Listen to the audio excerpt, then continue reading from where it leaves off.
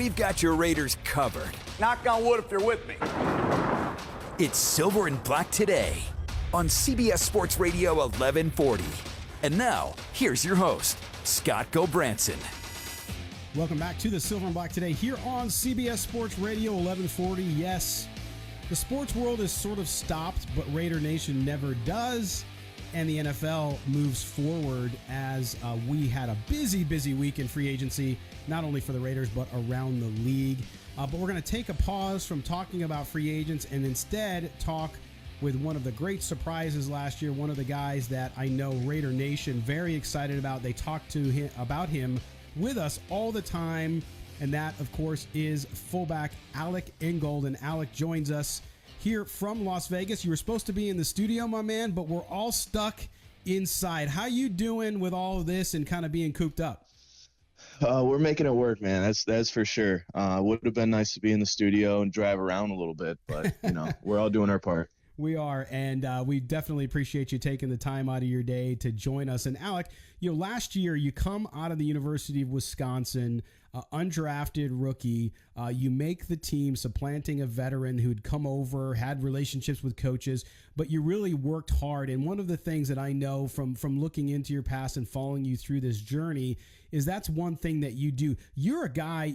A lot of evaluators will talk about a guy on the football field having kind of that high motor. You're that type of guy. You don't know when to turn it off, do you?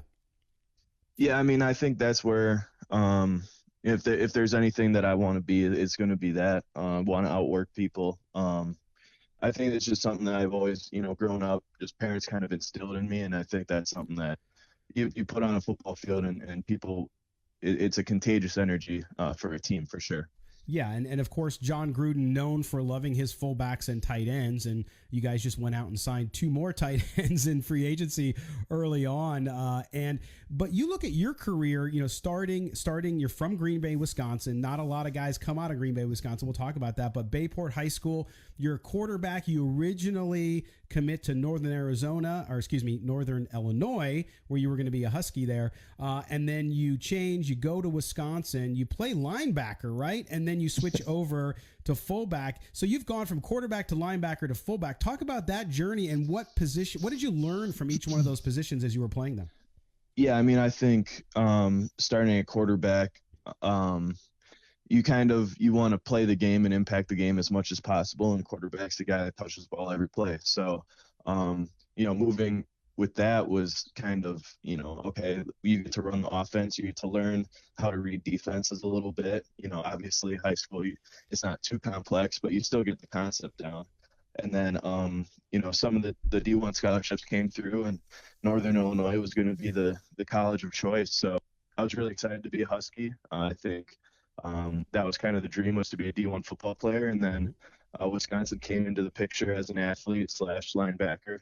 And then it was a big decision of, okay, are we gonna be a quarterback, or are we gonna see if we can make the NFL work? Because 6'1" white guy from Green Bay probably wasn't gonna make it to. I wasn't really the gunslinger, so so switching over positions was definitely a good thing, and it was kind of a leap of faith on, all right, you're gonna have to work your tail off, you're gonna have to learn defense. You're going to have to do whatever the coaches say to try and get on the field. And then that mindset kind of carried over and brought more opportunities, which led me to the fullback position. Yeah, and again, we're talking to Raiders fullback Alec Ingold. And Alec, you get to Wisconsin, great tradition there, football school, and you split duty at fullback until your senior season, and then you go down to the Senior Bowl. You meet John Gruden there, and from what we've been told, and I think what you've said in other interviews, is you told him you'd love to be a Raider, and then you get to be the only fullback invited to the combine. What was that a shock for you that you were the only guy there amongst all those guys doing like 4.3 40s? Yeah, I think being thrown into the running back group with no one else in my skill set was a little brutal. But no, it was a fun experience. It was fun to get down there, and it was something where you work hard, you work your tail off, you get a little lucky, you're feeling blessed, and all the things had to really fall into place exactly exactly as they needed to get into that situation. So you definitely feel very blessed and you feel fortunate, but then that's something that always motivates you more. You're like, okay, you get a little taste of what can be and how the hard work got you to that point. So it's like, why stop that? Yeah, so you go into camp last year. Of course, you got all these cameras around. HBO's there filming Hard Knocks.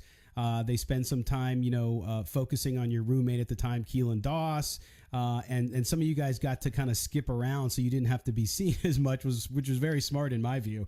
But you're there, and then you got to beat out Keith Smith. You got to beat out a veteran to make the team as an undrafted rookie free agent coming in. How was that camp for you? What was the biggest learning lesson that you had being there, being in Napa and learning and then making the team? Yeah, I think the biggest thing was learning from Keith, honestly, just the whole mentality of, you have to improve for yourself and you have to improve on everything you're trying to do and accomplish as a football player. So instead of, looking at it, I know a lot of people like looking at it as a position battle and mano y mano and, Keith versus I, but it was really a race to see who could improve the most, who could show the coaches their willingness to play. And, I just took every day as physical and as hard nosed as I possibly could. And Keith definitely taught me how to, show up every day and be a pro and all those things. I really thank him for that because, you're in this competition or you're in this weird situation for the very first time, and having a veteran kind of show you the ropes and just say, it's okay to, take these reps and, really show the most that you can do. It was something that it opened my eyes a lot, just seeing how there really is a brotherhood among football players. But then at the same time, it's like, you gotta play ball as best you can every single day. So I think, training camp was definitely a grind. But that's kind of the stuff I love. I know a lot of people are like, you get stressed or whatever in football, but to literally have a situation in Napa where it's you wake up, you go to meetings, you practice football, you go to more meetings, you do walkthroughs, everything all day is about football. Like that's heaven for a lot of guys. So I think that was definitely a fun place to be for sure.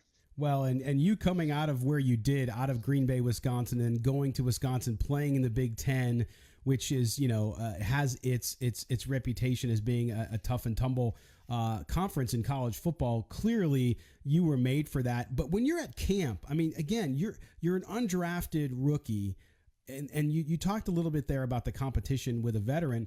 But overall, the experience was at any time was it overwhelming for you? Meaning that you were just trying to soak it all in and saying, "Hey, I'm here. I got to focus on the work. I got to focus on getting better," like you said.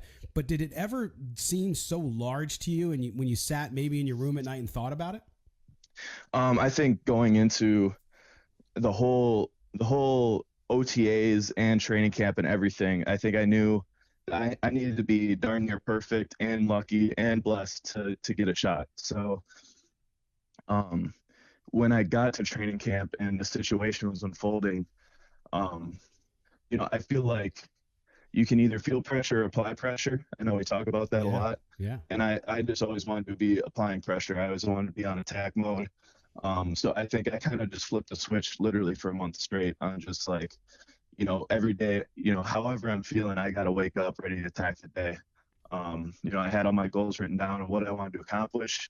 And I just really, looked at those and focused on those as best I could and kind of blocked everything else out.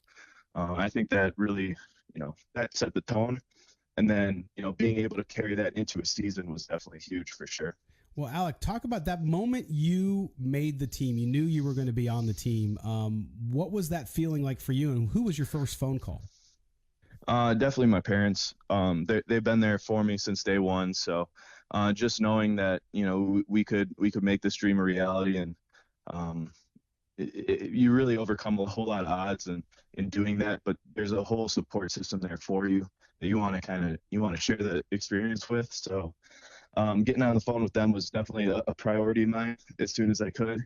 And then it was kind of a reflection period. It was like, okay, we made the team, but then it's like, okay, was the goal to make the team or was the goal to be a good football player. So, we go back to film the next day and you see everything you did wrong the day before in practice. And it's like, all right, back to reality real quick. So it didn't really take too long for me to get back in the grind mode for sure. Oh yeah, no, I'm sure. And being and it's a tough game. It's a business. So if you slip a little bit, somebody else can come right in and take your opportunity. So I can appreciate your work ethic, and that's one thing that I think people really appreciate you. Everybody jokes about Gruden's grinders, and they look at you and they say that's the kind of guy that Gruden loves. But it has to be inherent inside you, does it not, to be the kind of football player that you are, where you're constantly wanting to be better and constantly wanting to not only make contact with defensive players, but also wanting to push yourself further and further? Yeah, I mean, I think just waking up every day and being able to have my job being eating right and working out and watching film and talking to my guys, and I think just realizing how blessed of an opportunity that is and how lucky you are to just go work on your craft every day, something that you're passionate about. You get to enjoy those things. It's easy to roll out of bed. It's easy to go to the gym. It's easy to eat right. So if that's all you got to focus on, I mean, that's some good living right there. So I think, talking with a lot of the guys on the team it's that same mindset of, okay, this is what we got to focus on. Let's enjoy it. But let's also grind it out. All right, Alex. Well, we're gonna step aside for a break. We're gonna hold you over. We'll come back. We'll talk a little bit about last season, what you learned about playing for the Raiders. Also, talk to you about Coach Gruden and the future. All right, so stay right there. We're talking to Raiders fullback Alec Ingold. He'll be back with us after the break. You're listening to the Silver and Black today here on CBS Sports Radio 1140. Hello.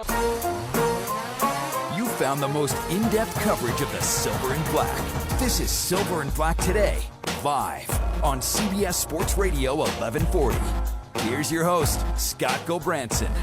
Welcome back to the Silver and Black Today here on CBS Sports Radio 1140 in Las Vegas, Nevada, the home of Raider Nation, the capital of Raider Nation now, as we are joined by phone by Raiders starting fullback Alec Ingold. We're talking to him a lot about his journey to the Raiders through college and high school and all of that.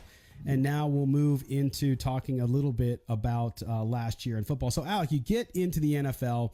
You start playing for the Raiders. You guys have a really good early season, but it was brutal with the travel, right? Because of all of that extended road trip due to what was happening with the stadium situation and all that stuff.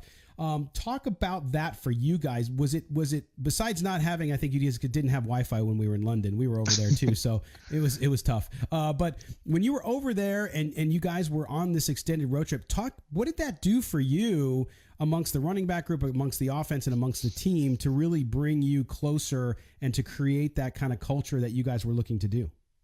I think it was really important to build that culture. I mean, yeah, we didn't have Wi-Fi on the plane, so we were forced to talk to one another.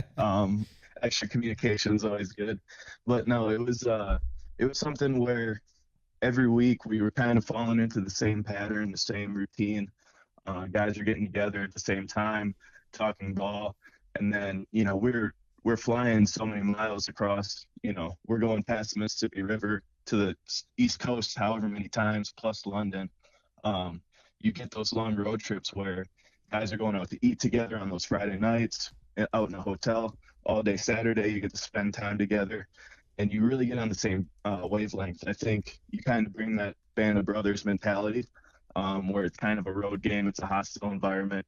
You got your back, you got my back, I got your back type of deal. That's kind of how we were able to accomplish what we were able to in that long road trip, and then take a few wins out of there. Well, one of the things that I continue as we have the chat going on our video feed and in other places in social media, a lot has been talked about, and a lot of folks want to know about your relationship with Josh Jacobs, right? You guys being that fullback and that running back, how much you guys spend time. We saw it a little bit in videos that the team put out and all this kind of stuff. So a lot of PR around it.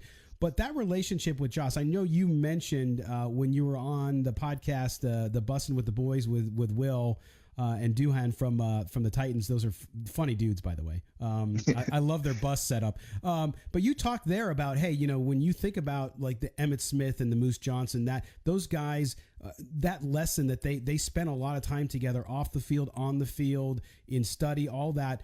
That relationship with Josh, how has that progressed, and has it surprised you in any way, or do you feel like you guys are really starting to solidify what will be a great group for the next few years? Yeah, I mean, I think getting brought together and kind of seeing that starting point of the rookie year and how great he did, it was kind of like, okay, we can be a special running back group for a while. And now it's kind of like taking that step forward, like, all right, now we got to do it. It's putting into action. It's really doing all the little things. It's doing the extra stuff. So hitting each other up whenever we can, working out, whatever, keeping each other accountable. And it's 100% truth. I think the dude is just real. Yeah.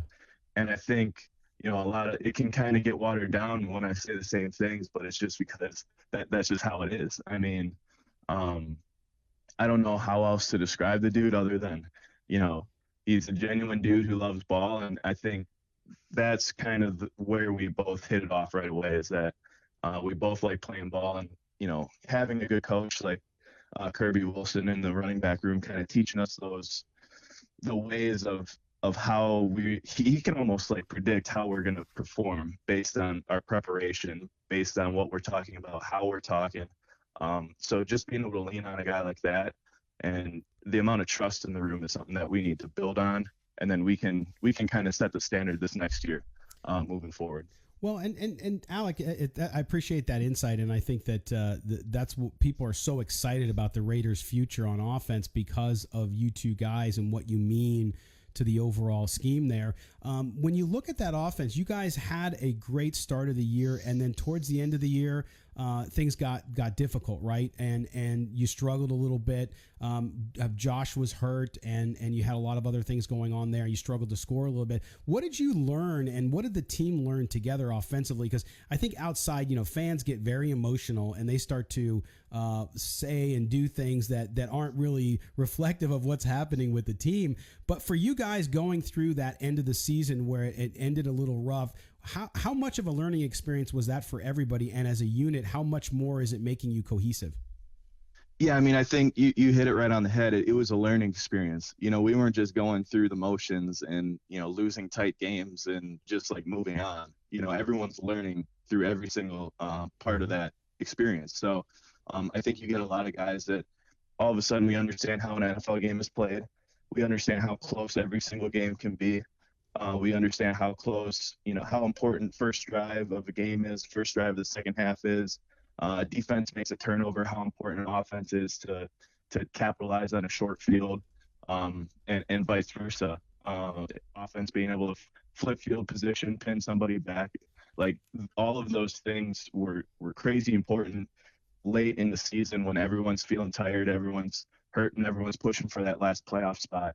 And I think we heard a lot of coaches and some of the vets, talking about that, but you can't fake experience, right? Right. You got to go through it. So I think a lot of guys were able to go through it, but I think everyone was mentally there, and everyone was giving it as much as they could, so that, you learn from that experience, so that the next time we're playing the Jaguars and it's a tight game and we think we have it in the bag, no one's going to let up, Mm-hmm. that type of thing.